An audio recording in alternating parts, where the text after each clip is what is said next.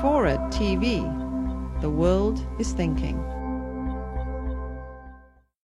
We have here the unity of science and religion, and the laboratory for religious life and practice is experience. Religion is not about pie in the sky when we die. It's about now. And religion tries to make sense of what's happening to us now, and it gives us the mechanisms where we can have hope for some sort of meaningful life, despite all the disappointments. Now, despite our comfortable materialistic lives, there are many who say, is that all? And I think that there is a yearning for the meaning of life and for a spiritual life. And I argue that most of you, and I'm now going to insult my audience for the next 5 minutes, most of you are religious. And I argue that these people are religious because we've invented a new religion.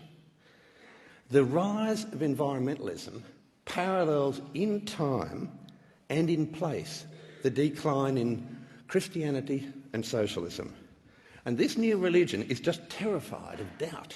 It's terrified of scepticism. It's terrified of uncertainty, yet it claims to be underpinned by science. It's actually a fundamentalist religion with a fear of nature. It has its own high priests and its own holy writ. And like many religions, it attracts believers by announcing apocalyptic calamities, unless, of course, we change our ways. Its credo is repeated non-stop. There's a new language that's been invented. Logic and contrary data and questioning, they're not permitted. Heretics like myself are inquisitorially destroyed. It's a new religion. It states that now is the most important time in history, and people are told that humanity is facing the greatest crisis in the history of time. We must make sacrifices now. Well, this religion is using the thinking that derives from Judeo-Christian tradition. If the world's been destroyed, then we humans are to blame. Now, this New Age religion tries to re-mystify the world, a world that its adherents neither experience nor do they try to understand. And the apocalyptic doomsdayers promote their new religion with 7-second television grabs. This is a disunity between religion and science. And this science derives from the Enlightenment, where we bathed in doubt and scepticism and uncertainty. All that's thrown overboard. Contrary facts are just ignored. Enthusiastic reporting by non-scientists is undertaken. They report new science with alarmist implications, but they don't report any contrary information. Non-scientific journalists and public celebrities write polemics, and they encourage the public to get hot and bothered and alarmed.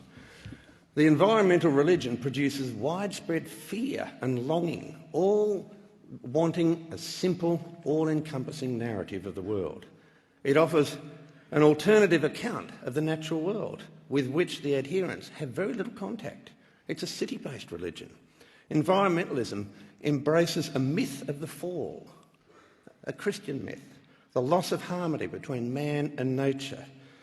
This has been caused by a materialistic society.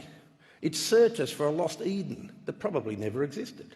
Environmental evangelism has a ritual and a language that have totally replaced substance. There have been thousands of global warmings and global coolings. And through my geologist eyes, global coolings have always depopulated the planet. We are the first generation of organisms on planet Earth that has ever feared a warm climate.